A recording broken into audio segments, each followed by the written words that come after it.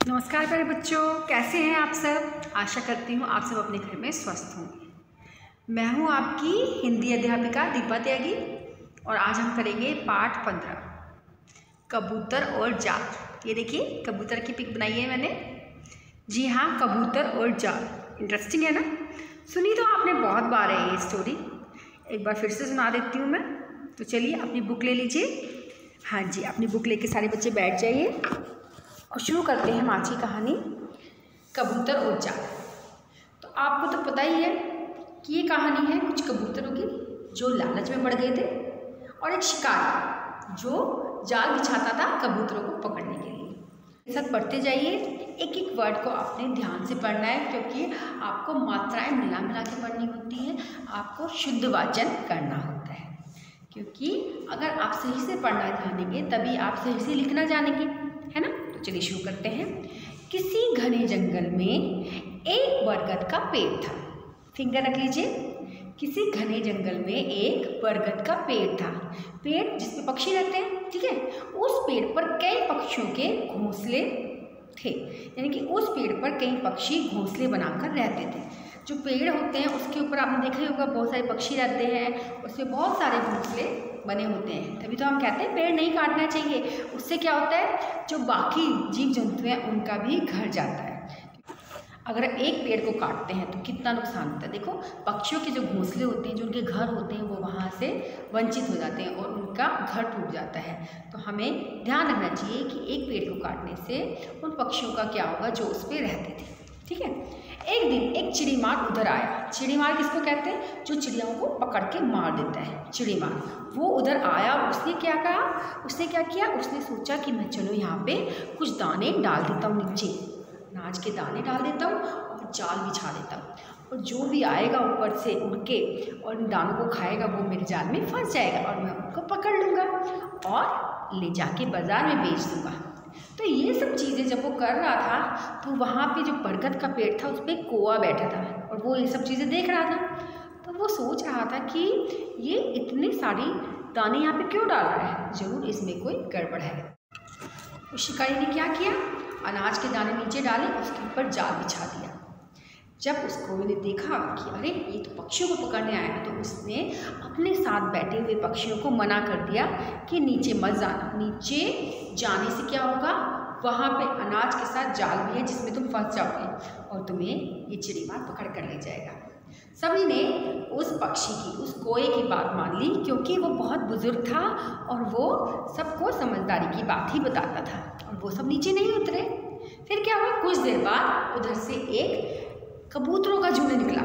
ये कबूतर जो मैंने बनाए हैं, जी हाँ, बहुत सारे कबूतर आए और उन्होंने ऊपर से देखा कि अरे ये क्या, नीचे अनाज के दाने पड़े हुए हैं। वो बड़े खुश हो गए क्योंकि वो भूखे थे। तो वो सब अनाज के दाने खाना चाहते थे। लेकिन जो उनका मुखिया था, जो हेड था, मुखिया किसको कहते हैं, जो हेड, उसका नाम था चित्रकील। उसने कहा कि अरे सोचो कि यहाँ पे बरगद के पेड़ के नीचे अनाज के दाने कहाँ से आए, जरूर इसमें कोई धोखा है, कोई नीचे मत जाओ, मेरी बात मानो, इसमें कुछ ना कुछ गड़बड़ है।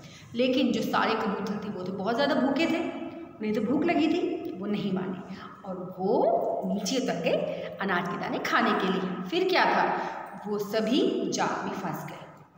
जाल में फंसने के बाद तो वो तड़पने लगे, फड़फड़ाने लगे और अपने ऊपर पछताने लगे कि उन्होंने अपने मुखिया की बात क्यों नहीं मानी।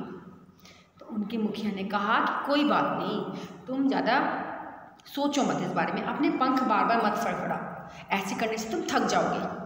जब मैं तुम्हें बोलूँगा तो एक साथ तुम सब ने एक उड़ान भरनी है और उड़ान भरेंगे तो फिर हम इस जाल को साथ लेकर उड़ जाएंगे। सभी ने अपने मुखिया की बात मानी और जब उसने इशारा किया तो सारे एक साथ उड़ान भरकर उड़ गए। और बहुत वहाँ जो शिकारी था, जो उस पेड़ के पीछे छुपकर देख रहा था, उसके तो होश उड़ गए। उसने कहा कि अरे मेरा जाल लेकर ये कबूतर कहाँ जा रहे हैं। वो उनके पीछे पीछे भागा, लेकिन कबूतर कहाँ रुकने वाले थे, वो तो खुश हो गए और उड़ के चले गए। तो उनके जो मुखिया था चित्रकील, उसने कहा कि अब हम उत्तर की तरफ जाएंगे, वहाँ पे मेरा एक मित्र रहता है, उसका नाम है हिरण्यक। जी हाँ, यानी कि चूहा, जो मेरा मित्र है वो हमारी मदद ज़रूर करेगा। तो सारे गए हिरण्यक के पास। हिरण्यक तो सोया पड़ा था अपने बिल में। लेकिन जब वहाँ पे चित्रग्रीव कहाँ पहुँचा, उसने आवाज़ लगाई अपने मित्र को कि हमारी सहायता करो, तो वह झट से बाहर आ गया और अपने तेज दांतों से सारे जाल को काट दिया। तो सारे ही जो पक्षी थे, सारे कबूतर बहुत खुश हो गए और वो अपने आप को आज़ाद देखकर तो बस उनकी खुशी का ठिकाना ही नहीं रहा। उन्होंने अपने मित्र हिरण्य को धन्यवाद कहा और अपने घर अपने घोंसलों में वापस चले गए।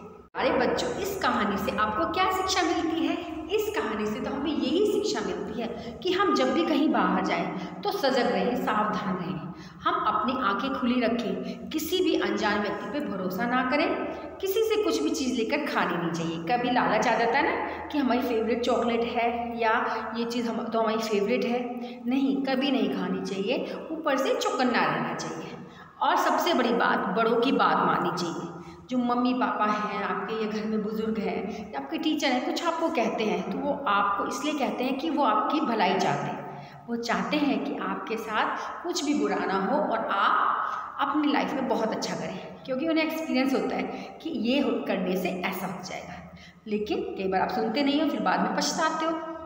तो अगर कोई गलती हो भी जाए तब भी आप अपना धैर्य बनाए रखें, अपने बुद्धि का इस्तेमाल करें और उस मुसीबत से बाहर निकलने की कोशिश करें। आशा करती हूँ आपको आज की ये कहानी, ये पाठ 15 में जो हमारी स्टोरी दी हुई है वो आपको पसंद आई होगी। तो सारे बच्चे इसको अच्छे से पढ़ेंगे और उसके बाद जो मैं इसका वर्क दूँगी आपको, जो पुस्तक कार्य दूँगी, प्रश्न उत्तर दूँगी, वो आप ध्यान से करेंगे। लेकिन सबसे पहले ज़रूरी है आप इसको ध्यान से पढ़ें, क्योंकि जब आपको पढ़ना आएगा, आपको बोलना आएगा, लिखना आएगा, तभी आप उस चीज़ में अच्छे से प्रांगट यानी कि बहुत अच्छा आप उसमें कर पाएंगे। तो चलिए मिलती हूँ अगली वीडियो में। तब तक अपना ध्यान रखें, घर पर रहें, सुरक्षित रहें, बड़ों का कहना मानें और किसी भी स्ट्रेंजर से, अजनबी से कोई भी चीज़ ना लें, लालच में ना पड़ें और जो भी आपके बड़े कहते हैं उसको ध्यान से सुनें। और अपनी मुसीबत अगर कोई आ भी जाए तो उसमें अपनी बुद्धि का इस्तेमाल तो ज़रूर करें। ओके, तब तक मिलती हूँ, बाय, ध्यान रखें अपना।